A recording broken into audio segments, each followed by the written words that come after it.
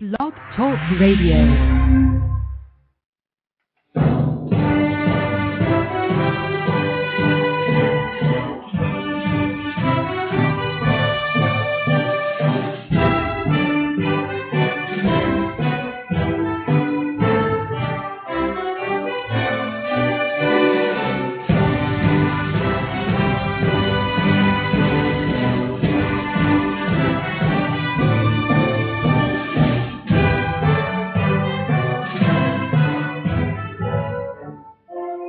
Boa noite, meus amigos. Estamos aqui de volta. Vamos começar aqui fazendo observações sobre um post que saiu no blog Nariz Gelado. E eu sei que cada vez que eu respondo a um desses blogs, eu aumento a visitação deles barbaramente e dou 15 minutos de fama, tá certo? A pessoas que não mereceriam nem 15 segundos. Mas eu não considero que ninguém, por não ter público, seja suficientemente desprezível para que eu lhe recuse uma resposta, né? Eu sempre segui aquela linha de dizer assim, olha, para não deixar você sem uma resposta, vai tomar no cu. Esse é o mínimo que qualquer pessoa merece, né? Mas no caso aqui, a pessoa merece mais do que 4 palavras. Então, ela começa por comentar uma outra mensagem que diz assim: não dar crédito ao Olavo de Carvalho pela descoberta do Foro de São Paulo, Olavo, esse que já brigou com o meio mundo da imprensa por causa do mesmo, é uma das hipóteses que me ocorre. Se Olavo de Carvalho é um lunático, aspas, se Olavo de Carvalho é um lunático, e todos os meus colegas na grande imprensa acham isso, abordar um tema árido que interessaria bem pouca gente, e que é o cavalo de batalha do Olavo de Carvalho, só conferiria legitimidade ao lunático. Isso no caso de um editor da grande imprensa ser capaz de soletrar legitimidade, é claro. Daí responde aqui essa senhora que assina com o nome de Nariz Gelado. Diz o seguinte: não penso que é uma questão de conferir legitimidade ao Olavo de Carvalho, mas ao que o Olavo representa, ou aquilo que feliz ou infelizmente, caberia ao Olavo discernir, passou a ser associado ao Olavo por estas terras brazucas. Aquela linha de pensamento pertencente à extrema-direita, que percebe nas ações do PT e da esquerda em geral a concretização de um grande e minucioso projeto, gestado há mais de 30 anos, e do qual participam, inclusive, os partidos de centro-esquerda, como o PSDB. E por que isso acontece? Porque, como bem observa o Noel Coward, que é o sujeito que assina a mensagem como Noel Coward, o nome do dramaturgo inglês, há anos que o Foro de São Paulo é o cavalo de batalha do Olavo, e praticamente só do Olavo. Mas vou discordar de Mr. Coward.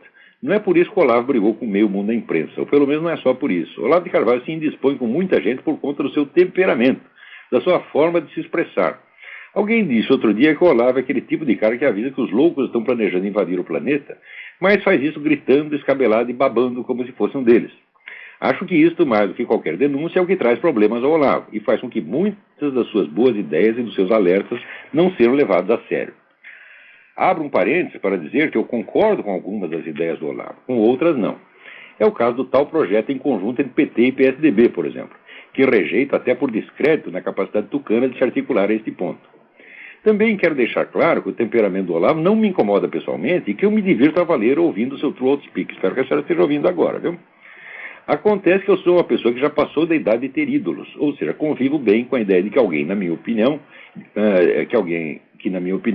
diga e faça bobagem, continue sendo admirável sob vários outros aspectos. Muito obrigado, estou até comovido. Daí continua ela. É aí que entra a grande mídia, e não só a Tupiniquim.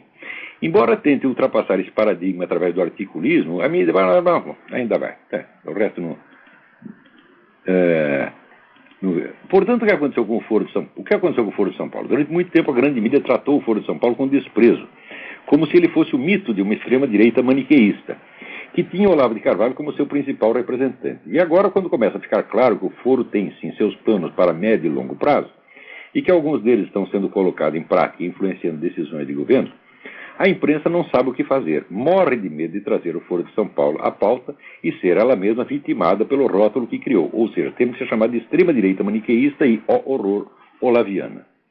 Assim como não soube, no passado, identificar o que havia de verdadeiro nos retumbantes e por vezes exagerados alertas do Olavo de Carvalho sobre o Foro de São Paulo, A imprensa não está sabendo agora tratar do foro sem parecer igualmente exagerada.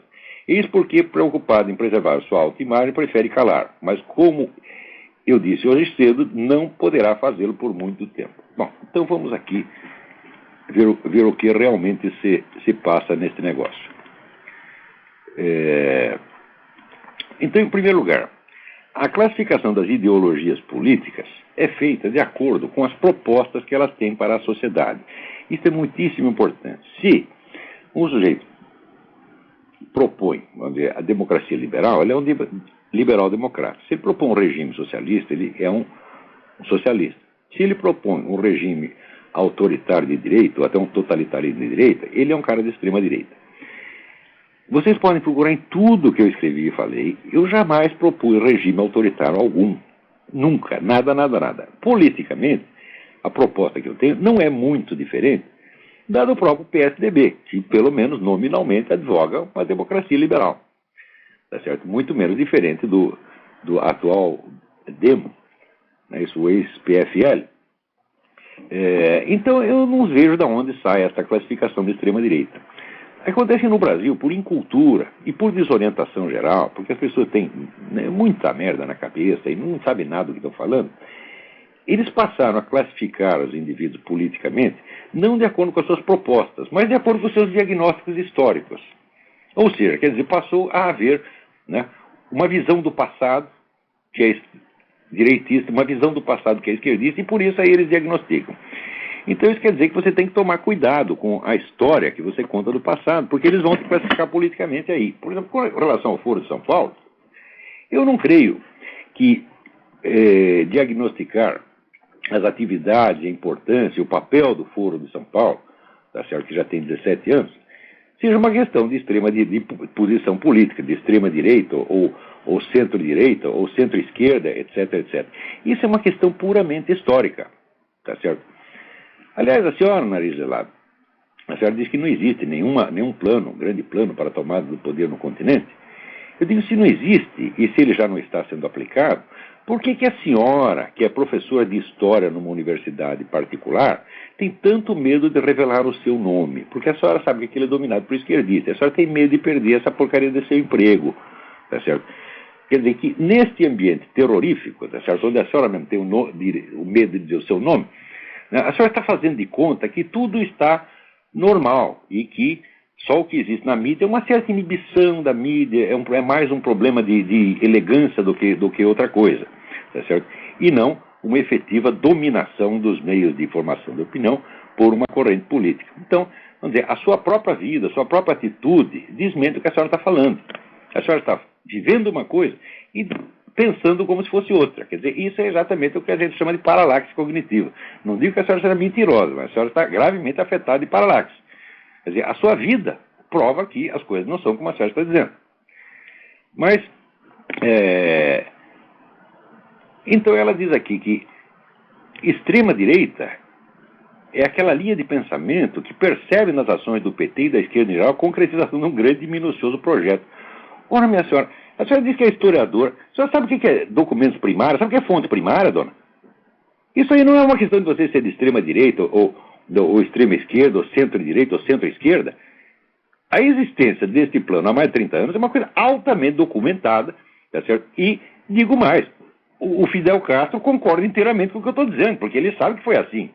Ele sabe perfeitamente que o Foro de São Paulo é a continuidade da antiga OLAS, da Organização Latino-Americana de Solidariedade, que ele fundou nos anos 60, tá certo? Quer dizer, é a OLAS sob nova versão, quer dizer, a continuidade do mesmo plano.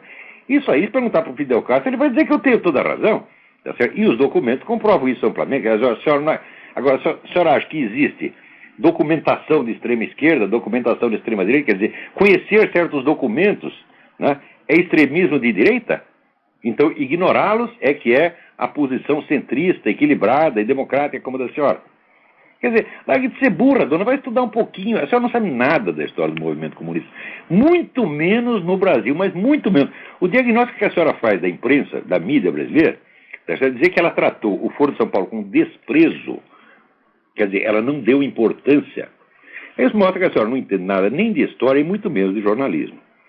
Por quê? Por todos os critérios jornalísticos mais elementares e incontornáveis, seria impossível, ouça bem, impossível, tá certo? Um diretor de redação considerar que uma reunião, que reuniões anuais que juntam 5 ou 6 governantes, ou 7, 8, 10 governantes, e mais uma centena de organizações políticas, seja um fato irrelevante. Isso é absolutamente impossível sob qualquer critério jornalístico existente ou por existir. Então, dizer que a mídia tratou com desprezo é ilusão sua. A senhora julga as coisas pelo que a senhora mesma lê na mídia, que aparentemente é sua única fonte de informação.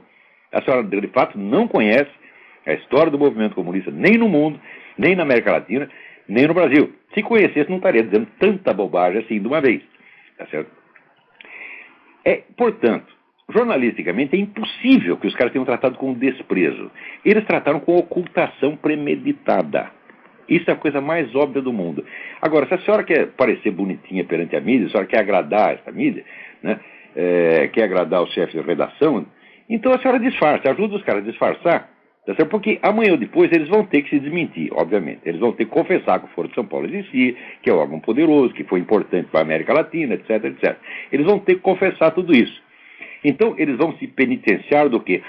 Nós erramos, nós tratamos aquele assunto com desprezo, foi um erro profissional nosso, um erro de técnica. É exatamente isso que eles vão fazer e a senhora está ajudando a fazer. A senhora já está roubando a desculpa, tá certo? Ora, se a senhora quer saber o que é o jornalismo no Brasil, a senhora procure uma publicação do Sindicato Jornalistas de São Paulo que se chama 60 anos de jornalismo. É a história do jornalismo em São Paulo. Infelizmente, eu não conheço um equivalente para o Rio de Janeiro, para outros estados. É a história do jornalismo em São Paulo. E a senhora anota os nomes de todos os personagens principais, todos os jornalistas importantes que tinha em São Paulo, com exceção de 2 nomes, que um era o falecido Zé Carlos de Moraes, Tico Tico, e o Maurício Loureiro Gama, que eram 2 caras da direita. O resto, minha senhora, eram todos membros do Partido Comunista, membros, os chefes da redação todos os caras que mandaram na imprensa, sempre mandaram na imprensa brasileira, não é de agora, tá certo? Todos membros do Partido Comunista. Como é que eu sei? Eu sei porque eu estava lá, eu era membro do partido, esses eram os meus companheiros. Eu os conhecia um por um, tá certo? E nenhum deles rompeu com o partido. No máximo o que aconteceu foi afastar-se um pouquinho, tá certo? Quer dizer, quando chegou nos anos 80, houve uma espécie de nova divisão da esquerda, uns foram para uma organização, outros foram para outra, tá certo? E é muito difícil hoje, aqui à distância, eu pesquisar qual é exatamente a articulação que existe entre essas organizações e o Partido Comunista. É muito difícil pesquisar isso. No entanto, vamos dizer, a unidade de ação se torna visível no próprio Foro de São Paulo. Quer dizer, é uma questão de estudado, né? Esse plano de mais de 30 anos é óbvio que existe. É uma coisa que não depende de posição política. A senhora achar que isso é uma posição de extrema direita, mostra que a senhora em matéria de história é analfabeta. Analfabeta, porque essas coisas não... O senhor não pode decidir isso na base da tomada de posição. A história se faz com fontes primárias, dona. E só quem está lidando com fontes primárias, falando do Foro de São Paulo, sou eu. Os outros falam no palpite, falam com base no que leram na Folha ou no impressionismo. Se a senhora está fazendo aqui um diagnóstico psicológico da imprensa tratou com desprezo, e agora ela não quer parecer isso, não quer parecer aquilo. Isso é tudo bobagem, isso é tudo invenção da sua cabeça, dona. Interpretação, isso é psicologia de botequim. A senhora, em vez de tentar adivinhar o que se passa na cabeça de chefes de redação, a redação da senhora nunca entrou. Olha, eu passei 30 anos da minha vida dentro das redações, eu conheço essas pessoas todas, a senhora nunca entrou numa redação. A senhora não tem ideia do que é o jornalismo brasileiro. Agora, para escrever a história do jornalismo brasileiro numa fase importante como essa, a senhora tinha que conhecer os personagens, tinha que conhecer os documentos primários. Assim, isso também a senhora não conhece. Tá certo? Então, note bem, a senhora publicou, aliás, essa coisa, não só no seu blog, mas num outro site, tá certo? É um site pertencente a uma instituição cujos membros, cujos chefes, eram os mesmos que 7, 8 anos atrás chegavam para mim dizendo: para com esse negócio de Foro de São Paulo, não fale mais disso, você está maníaco, vamos esquecer essa coisa. São esses mesmos, dona. E esses mesmos são o quê? É o tucanato, a senhora sabe perfeitamente disso. Outra coisa, se a senhora quiser saber a origem do PSDB, tá certo? A senhora tem que remontar ao tempo em que havia um órgão chamado SEBRAP. Tá certo? O SEBRAP foi o grande mentor da esquerda brasileira, tá certo? No período que pelo menos da esquerda paulista, no período que se seguiu, vamos dizer, ao golpe de 64 e, mediante uma série de transformações, acabou resultando na fundação do PT e do PSDB. Que esses dois partidos agem de maneira articulada, quem está dizendo também não sou eu, são documentos primários, dona. Vai estudar, porra! Por que eu tenho paciência agora? A senhora diz que não tem mais idade para ter ídolos, mas a senhora também não tem idade para ficar dando palpite bobo que nem uma moleca, tá entendendo? Vê se vai estudar, dona, vê se justifica o seu diploma de história. Quem disse isso com relação a PT e PSDB foi Fernando Henrique Cardoso e o então reitor da Universidade de Brasília, o Cristóvão Buarque, exatamente. Então, isso é uma troca de cartas pública entre Fernando Henrique e Cristóvão Buarque, que eram os dois intelectuais, entre aspas, mais importantes dos dois partidos naquela época. Tá certo? E ali ficava muito claro que não havia divergência ideológica nem estratégica entre um partido e outro. Havia apenas uma disputa de posições. Tá certo? Se a senhora tem alguma dúvida quanto a isso, a senhora se lembra de dois detalhes.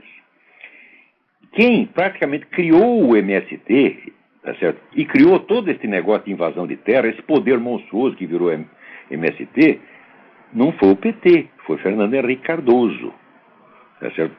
Quem introduziu a doutrinação marxista nas escolas não foi o PT, foi Fernando Henrique Cardoso. Tá certo? E, mais de uma vez, o senhor Fernando Henrique, em público, se gabou de ser ele o grande conhecedor e aplicador da estratégia de Antônio Gramsci. Ele e não o PT. Tudo isso, dona, são documentos primários.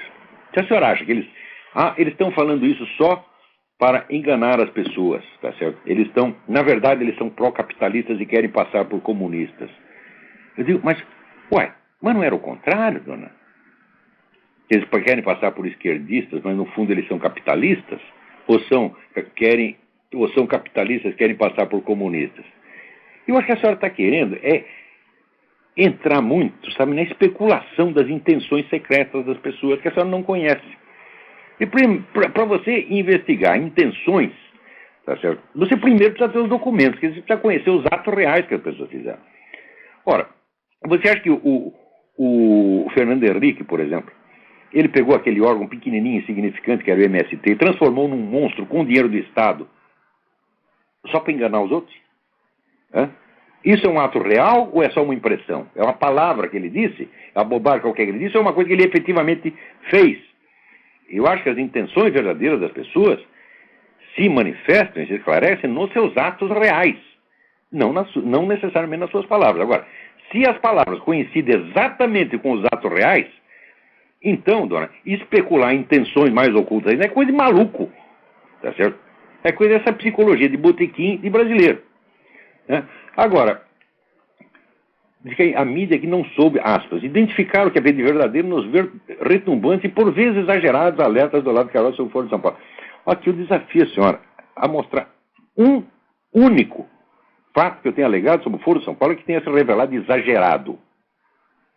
Mas porque tudo absolutamente se comprovou. Até parece que, eu digo que a senhora, não é que a senhora não leu os documentos originais do Foro de São Paulo, a senhora não leu nem mesmo o discurso do Lula de 2 de julho de 2005, onde ele descreve a ação do Foro de São Paulo em termos que mostram que essa ação é muito mais profunda, tá certo, do que se pode imaginar, e que isso, de fato, vem de um plano articulado há muito tempo.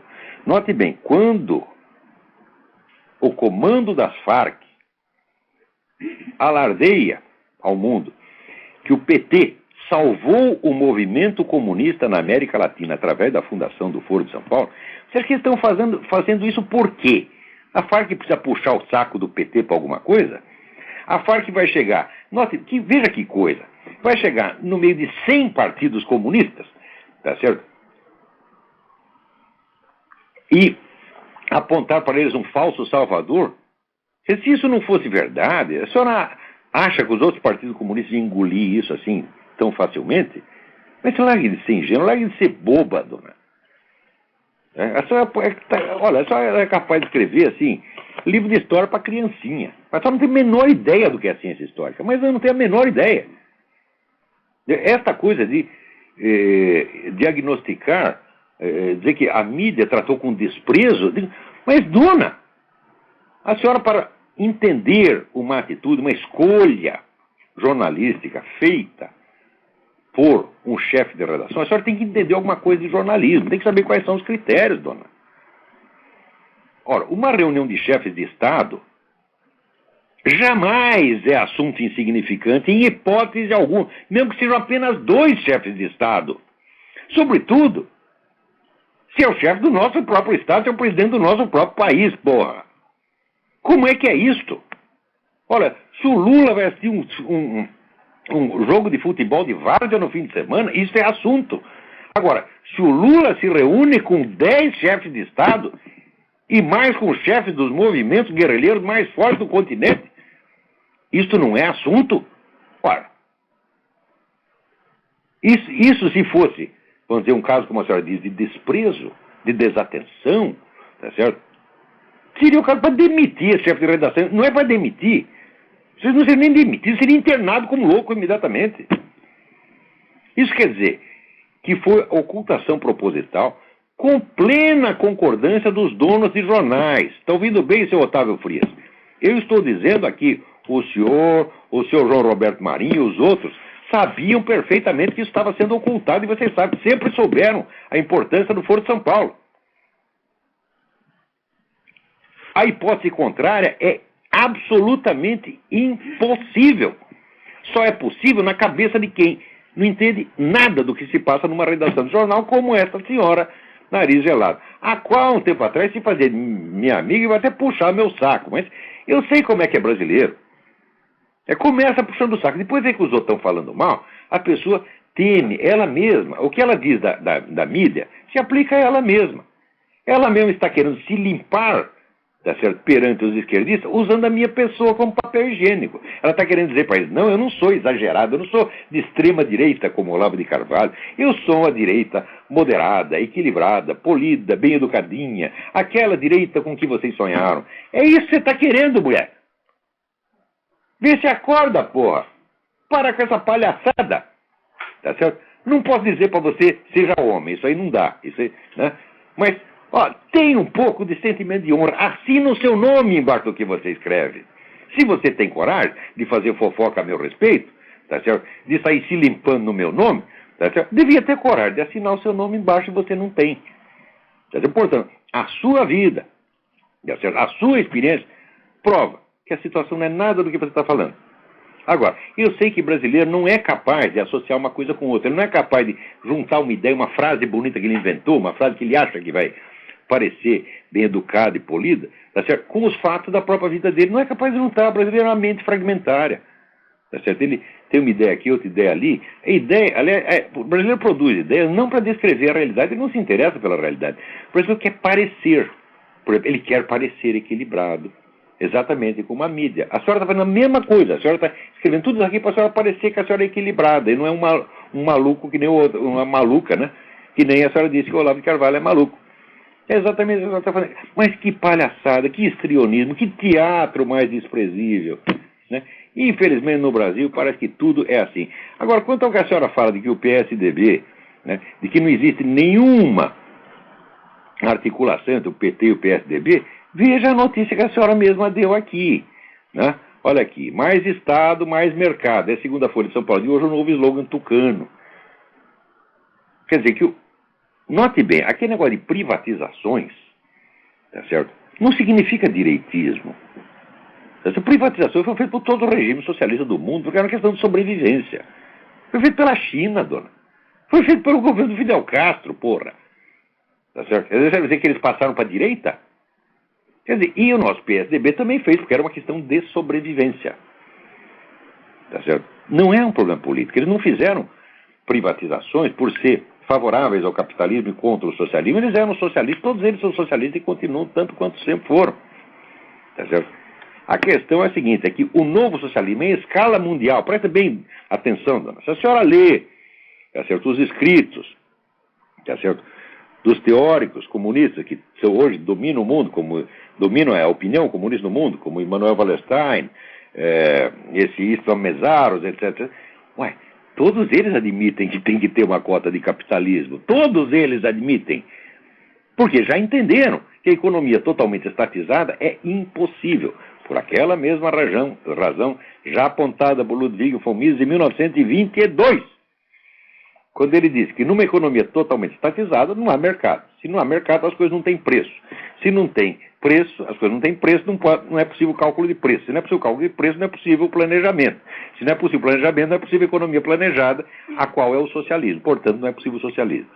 Essa dificuldade, é que eles tentaram, até o sujeito que era ministro da Economia da Iugoslávia, o tal do Eduardo Cardelli, tentou contornar mediante jogo de palavras, acabou se revelando que era uma coisa efetiva mesmo.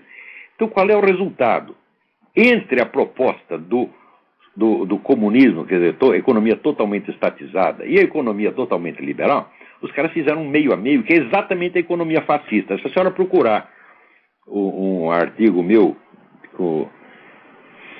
que fala disso aí, de uns anos atrás, publicado no Jornal da Tarde, onde eu digo que os caras, todos eles acabaram fechando negócio em torno da economia fascista. O que é a economia fascista? É aquela economia na qual você conserva a liberdade de mercado, mas você mantém a própria atividade capitalista, tá certo, presa numa coleira.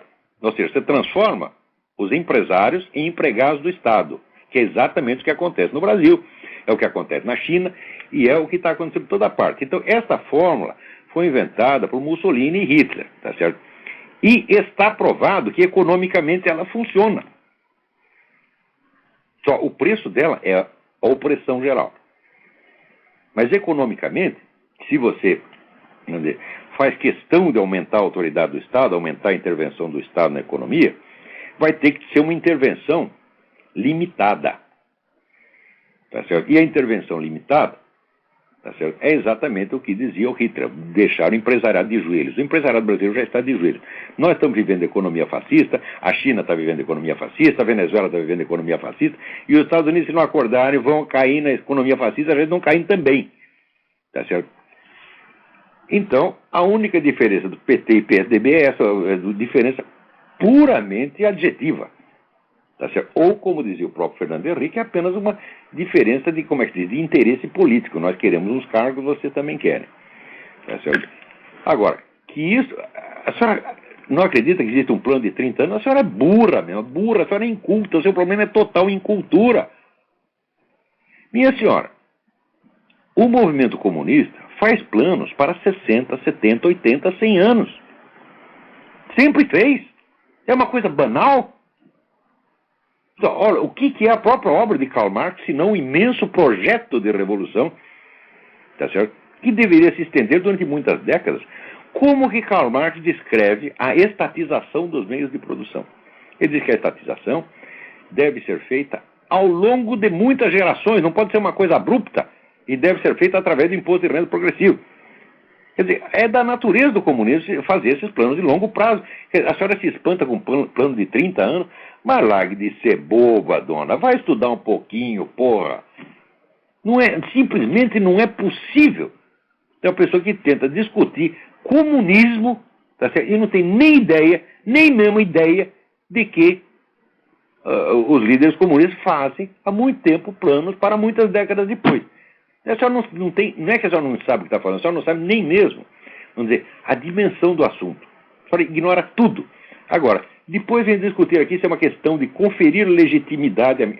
A senhora acha que a senhora pode conferir legitimidade a mim? Em primeiro lugar, como é que uma pessoa anônima pode me conferir legitimidade, dona? Vai lamber sabão. E outra coisa, depois disso não vem puxar o saco, não. Porque, olha, eu não estou aqui atrás nem de inimigo, nem de admirador. A senhora vai admirar um que esteja mais à sua altura, tá certo? Eu não preciso de admirador, dona. Eu gosto de ter estudantes, pessoas que estudam. Agora, pessoa para puxar meu saco, tá certo? E depois sair falando mal pelas costas, está cheio. Eu não preciso dessa gente, não preciso da senhora, não, tá? Até logo, passe bem, muito obrigado. Tem alguém na linha aí, parece.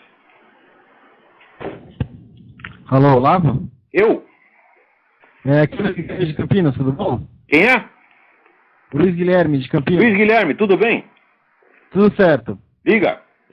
Semana retrasada, aqui na Unicamp, teve um evento promovido por uma ONG cristã, Reasons to Believe. E o pessoal os evangélicos aqui da Aliança Pública Universitária trouxeram os caras aí, e eles fizeram 2 palestras focando mais na questão do criacionismo. Aham. E na segunda delas, é informação de segunda mão. Eu recebi essa informação de uma pessoa que eu confio bastante e é verdadeira, imagina. Na segunda, o professor da biologia se levantou e perguntou como é que era possível, numa universidade laica, eles falarem de criacionismo. Ou seja, chegou a um ponto de absurdo, né? Como é que é? A questão do só o darwinismo pode ser aceito. E a minha pergunta relativa a isso é a seguinte: o darwinismo não seria, assim como o socialismo, uma cultura? Ou ainda os dois não seriam parte de uma cultura maior, que a gente poderia chamar de modernismo?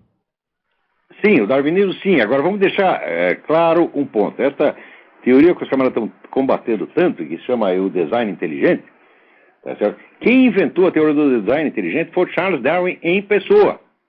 O pessoal discute isso e opõe darwinismo a design inteligente porque não leram a origem das espécies. Se lessem, note bem, eu li a origem das espécies quando eu tinha 16 para 17 anos.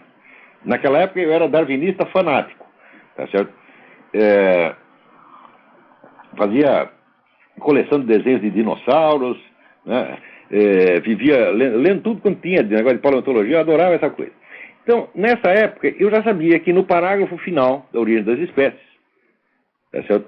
Charles Darwin descreve a evolução animal como sendo o resultado, a materialização de um plano divino, de um plano traçado pela inteligência divina. Ora, se Charles Darwin pode dizer isso, por que os outros também não podem? Agora, note bem, daí o que os caras dizem? Não, Charles Darwin fez isso só por uma concessão à mentalidade da época. Ele estava disfarçando o seu verdadeiro pensamento. Mas esses mesmos caras que dizem isso, eles próprios tentam provar, por outro lado, que Charles Darwin era um sujeito muito cristão. Então tudo isso aí, quer dizer, é empulhação. Agora, você dizer que na universidade laica são proibidas ideias, proibido qualquer ideia religiosa? Não, o Estado laico é o Estado que não toma posição em matéria de religião, não toma posição nas disputas entre as religiões, nem na disputa entre a religião e o ateísmo, que é também uma forma de crença. Agora, o Estado que proíbe a expressão de ideias religiosas nos seus recintos oficiais, ele não é um Estado laico, ele é um Estado ateístico. Ou é um Estado anticristão, qualquer coisa assim. Quer dizer, isso que está acontecendo faz parte da reforma do vocabulário, a reforma gramsciana do vocabulário. Você usa as mesmas palavras para querer dizer o contrário.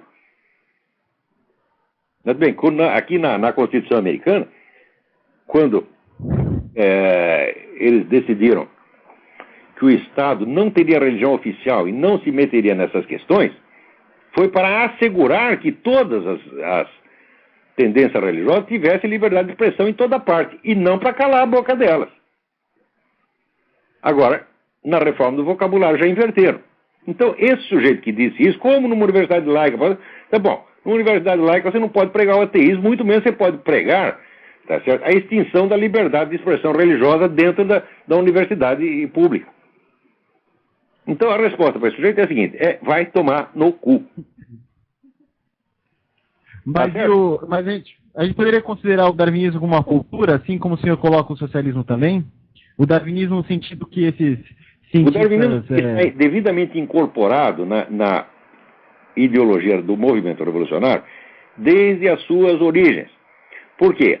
O evolucionismo surge, em primeiro lugar, como uma doutrina esotérica, tá certo? Inventada no corpo de uma organização esotérica, cujo nome eu esqueci agora, inventado pelo avô de Charles Darwin, Erasmus Darwin.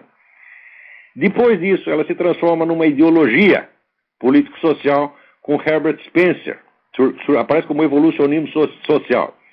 Só depois disso, Charles Darwin, influenciado por Herbert Spencer e pelo próprio avô, resolve fazer daquela ideologia uma teoria biológica.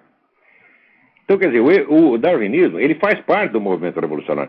Ele não é uma teoria biológica que depois virou ideologia. Não, era uma ideologia que depois virou uma teoria, a qual foi dada depois uma versão biológica, tá certo? Agora, se você quer saber a minha opinião a respeito, eu não sei se existiu evolução animal ou não. Eu já estudei muita coisa disso, eu não chego a conclusão nenhuma. Eu não sei se o fato da evolução aconteceu ou não. O que eu sei é que, como teoria, o evolucionismo não vale um peido. Tá certo? É uma coisa totalmente mal construída, por vezes autocontraditória, outras vezes tautológica, entendeu? Quer dizer, não está dizendo nada, tá certo?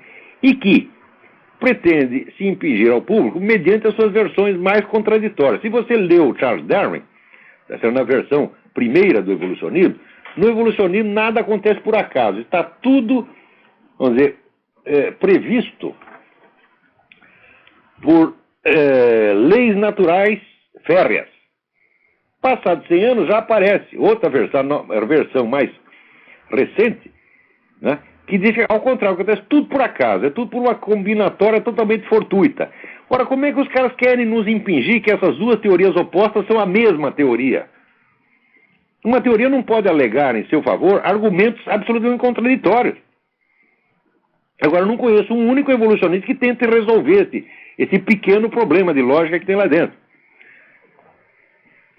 Aliás, falar de lógica com esses caras é até perda de tempo. Quer dizer, porque isso aí, vamos dizer, em geral, o evolucionista ele precisa acreditar naquilo, ele necessita desesperadamente acreditar nisso. E vou te dizer por quê. Porque a perspectiva religiosa, a perspectiva, vamos dizer, de uma vida além da vida biológica, a perspectiva da existência de um Deus, de um céu e de inferno, é aterrorizante para essas pessoas.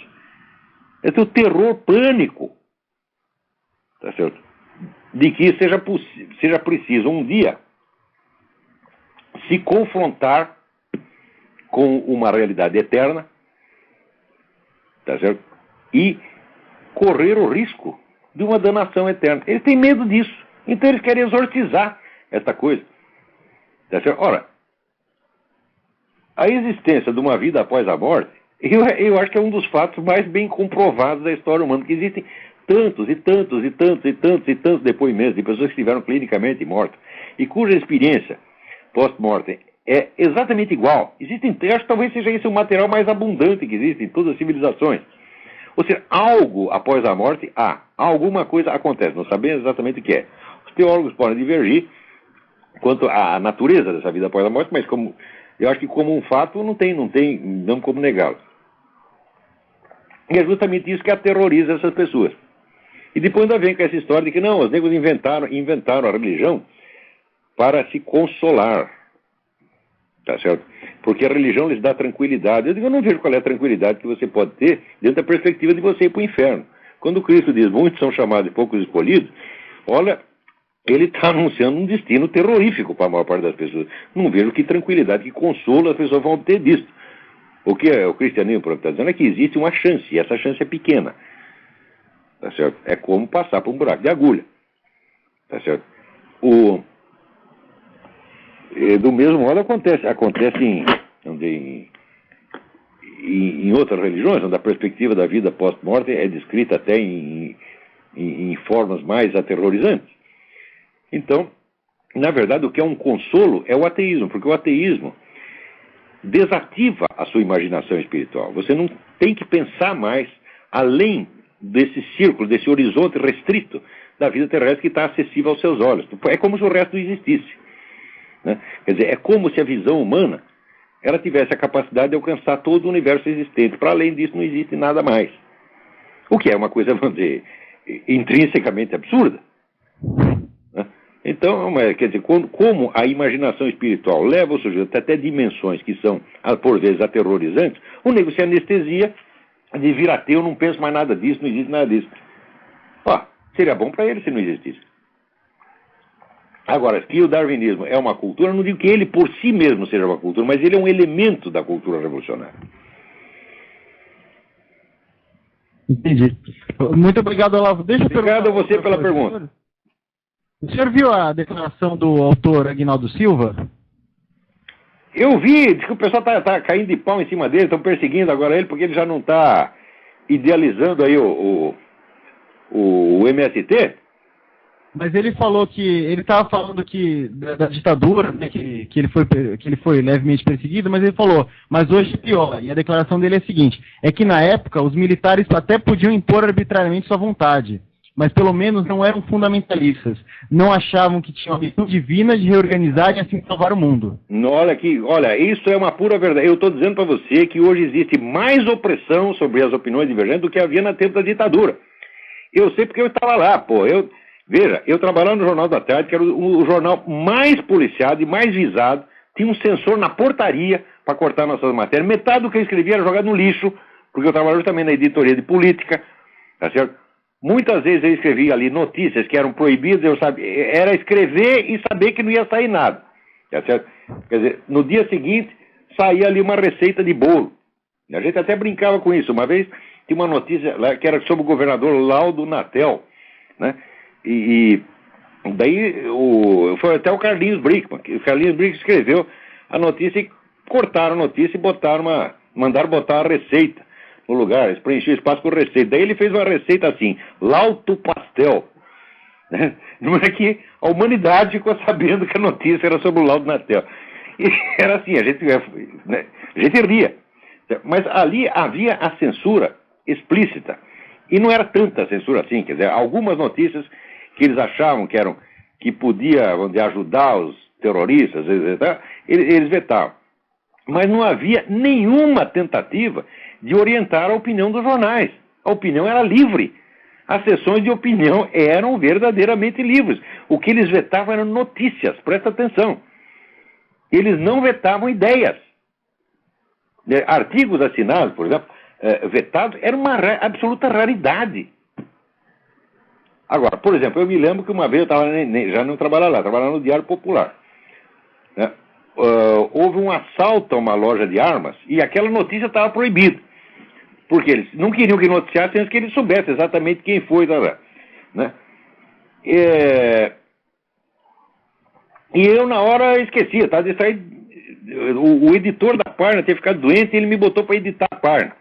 Então eu que decidi, o que quem estava de manchete, eu já taquei logo o assalto à loja de armas de manchete, né? É claro que o jornal foi apreendido, né? Mas era assim, eram notícias e que eram consideradas estrategicamente importantes, eles vetavam essas coisas, tá certo?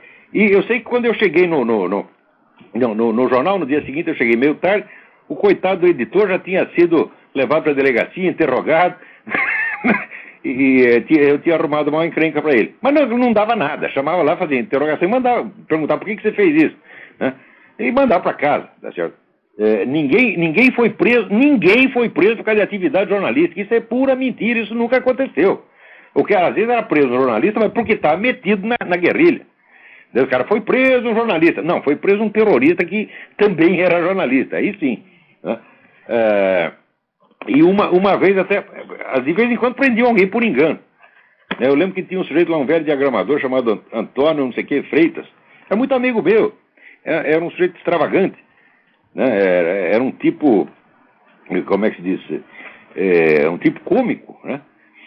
Porque tinha umas ideias muito esquisitas, inclusive tinha umas ideias a respeito da própria diagramação do jornal, ele tinha umas ideias que ele gostava de fazer, queria fazer um negócio escandaloso, cheio de sangue na página, né? E aquilo já não estava mais na moda, estava na moda do jornalismo, entre aspas, comedido de hoje. Eu prefiro o antigo, escandaloso mesmo, era mais bonito. Mas o Freitas tinha essa coisa, e ele tinha sido diretor no Jornal Comunista na década de 30, né? E o nome dele estava lá na lista, então de vez em quando prendiam Antônio Pinto de Freitas, né? Daí diz, mas você é aquele mesmo de 1930, então vai para casa, né? Era isso que acontecia, né? Agora, o Brasil, durante os 20 anos de ditadura, teve 2.000 presos políticos, isso foi o máximo. O que é 2.000? Cuba chegou a ter 100.000 simultaneamente. Cuba, com a população 6 ou 7 vezes menor que a do Brasil, teve 100.000 prisioneiros políticos ao mesmo tempo. E era tortura o tempo todo, gente que morre de tortura lá até hoje. E ninguém fala coisa nenhuma. Então, quer dizer, esse pessoal Outra coisa, todo este ódio que o pessoal tem da ditadura foi por causa do seguinte.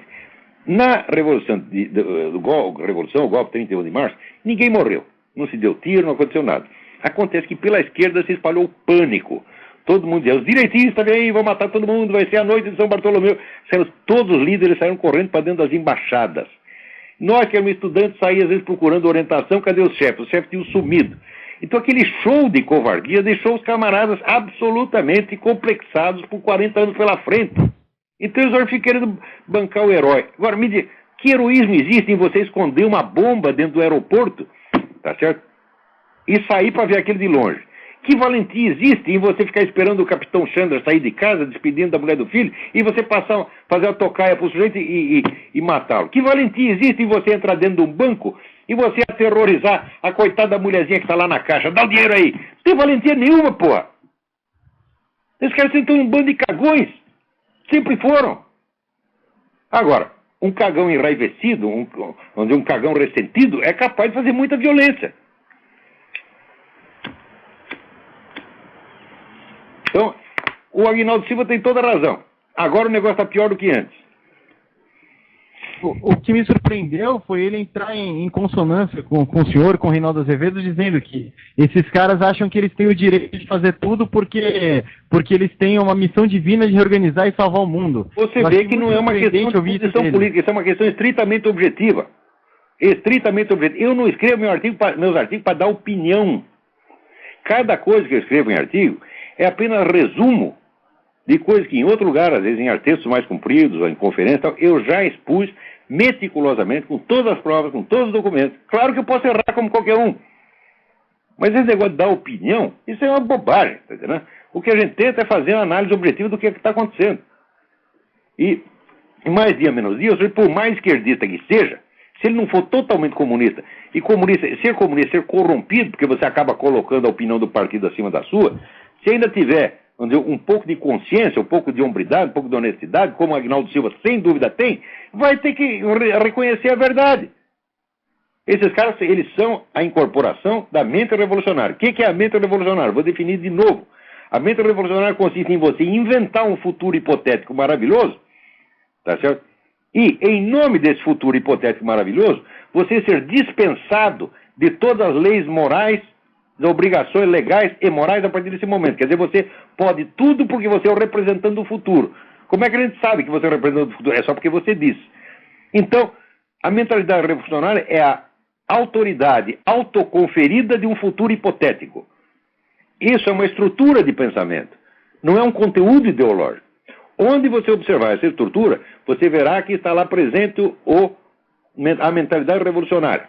Agora, para te dar um exemplo, mostrar como as coisas são diferentes. Aqui nos Estados Unidos teve a Guerra da Independência, a Revolução. Os revolucionários, Founding Fathers, eles imaginaram uma sociedade melhor para o futuro, uma sociedade cristã. Em nome dessa sociedade, eles se desobrigaram das obrigações cristãs, das leis cristãs, ao contrário. Isso significa que a estrutura de pensamento deles não era revolucionária. Levou o nome de revolução por uma questão de convenção. Mas a Revolução Americana não faz parte do ciclo revolucionário moderno. Ela é uma coisa completamente diferente. Agora, onde existe essa ideia, vamos dizer, do futuro brilhante, em nome do qual você tem direito de fazer isto ou aquilo, você tem direito de matar, você tem direito de mentir, você tem direito de trapacear, você tem direito de roubar, tá certo? Sempre em nome do futuro. Isto é a mentalidade revolucionária. Onde você vê isso, você está vendo um bandido, um assassino, um canalha. Nenhum ser humano decente pode pensar assim. Se você quer uma sociedade melhor, você tem a obrigação de agir melhor desde agora. Agora, não é fazer como aquele vagabundo tipo Bertolt Brecht, mentir em favor da verdade. Como é que é possível isso, porra? Se você está falando da verdade, você quer a verdade, você tem que praticá-la. Se você quer a liberdade, você tem que reconhecer a liberdade do outro desde agora. Mostra para mim onde foi que eu tentei tapar a boca, tentei impedir que um comunista falasse, que um esquerdista falasse, como eles fazem comigo o tempo todo. Como fizeram na Bienal do Livro de 98, meu debate com o João Pedro Stedley. O que eles tentavam não era discutir comigo, era tampar minha boca, gritar para não me deixar falar. Quando que eu fiz isto? E eu que sou extremista, ora, vamos pra puta que os pariu. Vamos lá. Muito obrigado, Olavo. Boa noite. Eu. Tem mais gente aí na linha, vamos lá. Alô? Sim. Oi, Olavo, é Alex, tudo bem? Alex, tudo bem? Oi, Olavo, eu estou ligando para agradecer o espaço que você deu no seu programa na semana passada para ajudar a divulgar aquele trabalho da Epoch Times sobre aquele documentário não fiz mais da China comunista. Eu tô vendo os horrores que esse pessoal da Falun Gong está passando na China.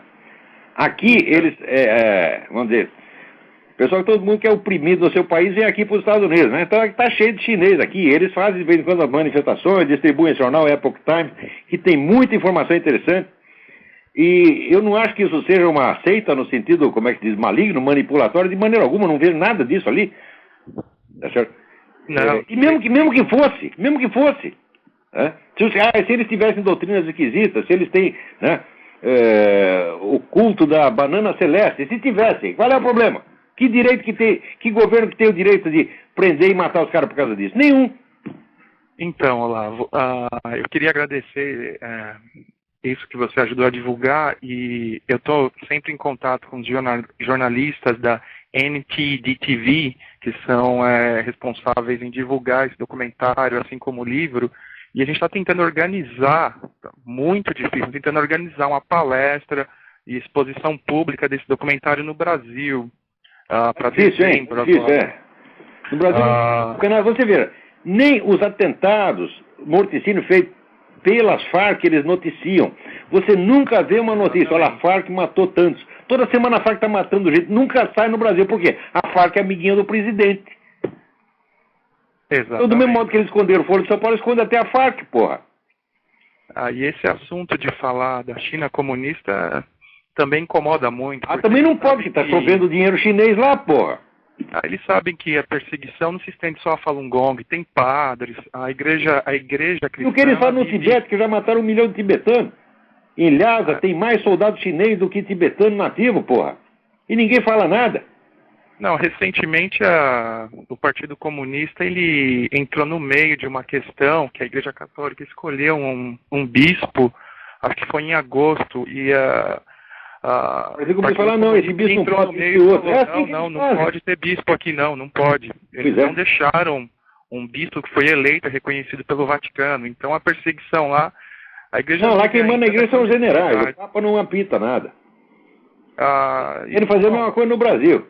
E peraí, tem 3 pessoas na fila para falar, Alex, então abrevia aí a sua mensagem. Tá legal, Olavo. Eu queria só estender isso daí, depois eu gostaria de poder te mandar algumas coisas que eu recebi. Mande para o e-mail olavo@olavodecarvalho.org. Tá legal, Olavo. Muito obrigado, viu? Obrigado eu. Um abração. Vamos ver quem mais está na linha. Vamos lá. Alô? Alô? Alô? Bom, então enquanto agora... Caiu a ligação aqui. Então liga outra aí, vamos lá. Alô, Olavo, é o seguinte, eu vi aí você falando aí sobre a China. Quem está falando? É Alexandre. Oi, Alexandre. É Alex aqui de Miami. É o seguinte... Outro Olavo, Alex. Tudo bem, Alex? É o seguinte, a respeito da negócio da China, a minha esposa, ela tinha negócio na China e ela falava lá que o pessoal que depois da tomada da China comunista. Alô? E ela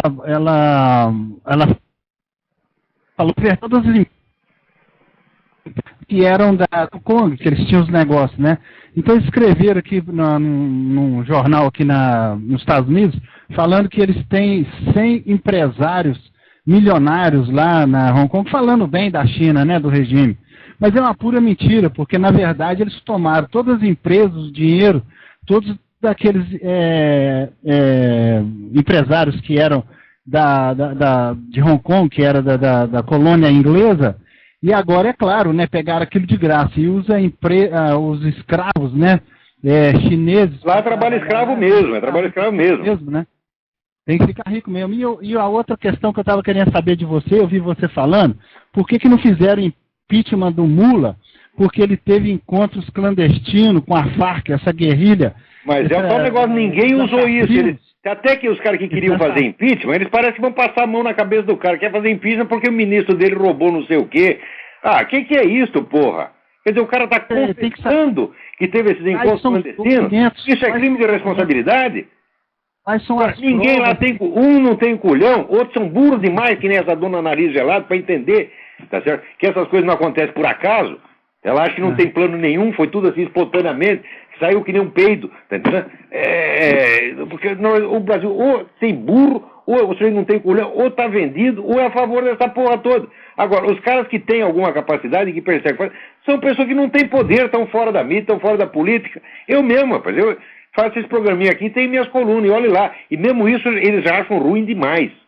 Eu sei que tem uma coluna semanal, é um abuso, não pode ter. Estão fazendo o diabo para calar minha boca faz tempo. Mas eu queria saber de você, depois eu vou mandar um e-mail para você, eu queria comunicar com você, saber de você quais são as provas concretas, assim, de documentos legais discurso dele. Que teria para provar. O discurso dele, ele é réu, confesso. Discurso de 2 de julho de 2005. Está no site do governo. Procure o meu artigo, na minha página, o artigo Lula, réu, confesso, e você vai ver lá o link para o site do governo que transcreve esse discurso dele, feito no Foro de São Paulo, onde ele confessa as atividades clandestinas do Foro de São Paulo. Ele diz, nós criamos aquela estrutura para que nós pudéssemos conversar sem que as pessoas percebessem. Quer dizer, o senhor, como presidente da República, vai lá escondendo a coisa do Congresso, escondendo a opinião pública, e trama ajudar o Hugo Chávez no plebiscito, sem que ninguém saiba. O que é isso? É um tremendo crime de responsabilidade. É um crime. Meu Deus do céu. Não sou eu, tá vendo, dona Marisa? Eu não estou exagerando merda nenhuma. Quem exagera é a senhora, exagera do direito de burrice. Porque você ser inteligente e ter conhecimento no Brasil virou extrema-direita. Né? Passou de QI 92, você já é de extrema-direita, porra. Agora, Alex, tem mais 2 pessoas na fila e eu tenho mais só 3 minutos. Ok. Obrigadão. Tchau. Vamos lá. Quem é? Alô? Alô, diga rápido. André aqui de Porto Alegre. É uma pergunta rapidinha sobre o Robert Spencer. Ele escreve no site do David Horowitz, lá da Front Page Magazine. Sim, Robert Spencer é um autor muito interessante. Eu queria que o senhor desse porque ele é um pouco radical, assim, sobre o Islã, que a paz islâmica é quando tiver a Sharia no mundo inteiro, que o Islã é uma religião intrinsecamente complicada, etc. Eu queria só que o senhor comentasse sobre isso aí. Olha, no Islã cabe tudo, rapaz. Tem essa corrente e tem outras correntes que são completamente diferentes. O que eu acho foi o seguinte, que há mais de 50 anos houve uma interferência profunda e de longuíssimo prazo da KGB dentro do Islã. Eu escrevi sobre isso na semana passada no Diário do Comércio. Tá certo? Se você procurar, você vai achar isso lá e estou citando vários estudos sobre isso. É um fato que já é conhecido há bastante tempo. Você vê aqui o chefe da inteligência romena no tempo do comunismo, Ion Mihai Pachepa, ele disse, nós treinamos o Yasser Arafat, e assim como outros. Tá? Então, eu acho que eles pegaram as tendências mais radicais potenciais do Islã e trataram de fortalecer isso aí. E esse pessoal acabou encobrindo as outras tendências, tá entendendo? Uhum. Mas eu acho que o Islã, ele em si mesmo, ele não é revolucionário. Olha, eu sei disso, olha, presta atenção. Eu escrevi um livro sobre a história das origens islâmicas. Esse livro, embora não seja um livro islâmico, foi premiado pela Universidade de Al-Azhar na Arábia Saudita. Tá certo? Até eles foram muito simpáticos, eles disseram, olha, no regulamento do concurso, a gente dizia que ia publicar o livro. Como o seu livro não é islâmico, nós não podemos publicar, nós te damos o equivalente em dinheiro. Eu falei, melhor ainda. Tá certo? Daí eu aproveitei o dinheiro para fazer uma viagem que eu queria fazer. Isso foi em 86, 87. Então estou falando como alguém que conhece o assunto. O Islã, na origem, não é revolucionário de maneira alguma. Se você pegar a minha definição de revolucionário, você vai ver que o Islã não se encaixa. Agora, dentro dele existe um potencial que pode ser explorado no sentido revolucionário. E isso foi feito sistematicamente pela KGB, mas começaram mais de meio século atrás. Porque, embora essa dona Nariz Gelado não imagine, pensar planos para 50, 80 anos depois é normal no comunismo. Tá certo? Você não vai fazer uma organização do tamanho da KGB para fazer plano para a semana que vem, que nem se faz no Brasil. Ora, porra! Né? Então, essa longa transformação do Islã em força revolucionária foi o empreendimento da KGB. É incalculável a quantidade de recursos e de pessoas que eles utilizaram para isso. Tá certo?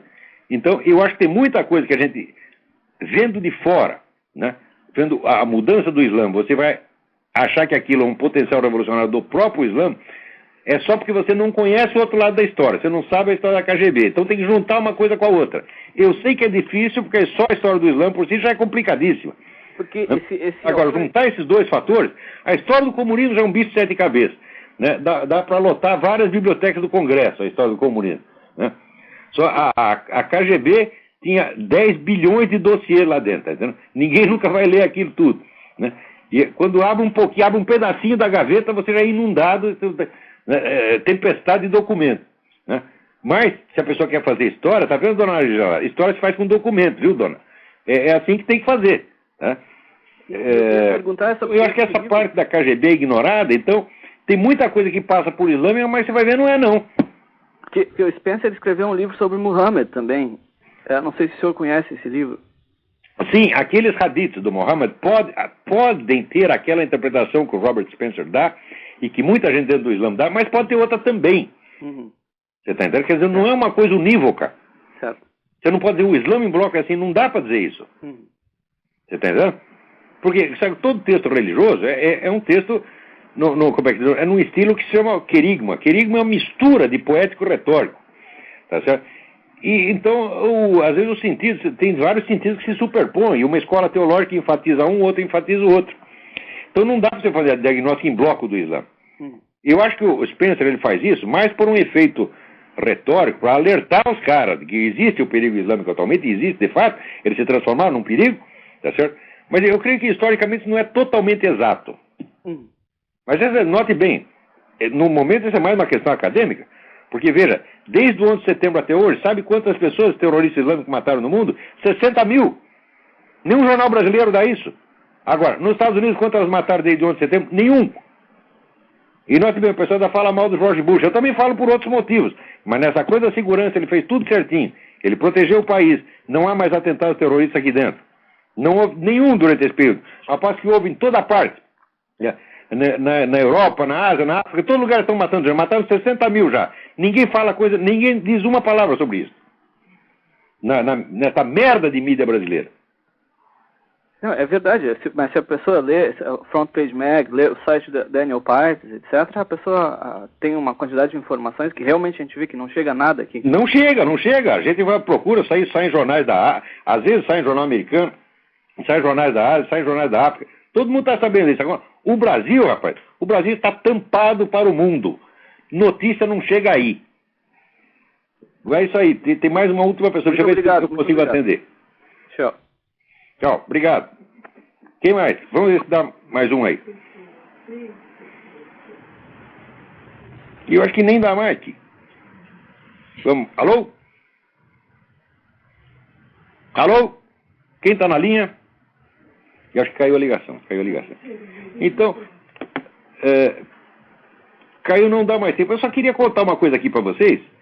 Todo mundo está falando esse negócio de torturas em Guantánamo, torturas em Abu Ghraib, etc. Tudo por causa de um memorando, tá certo?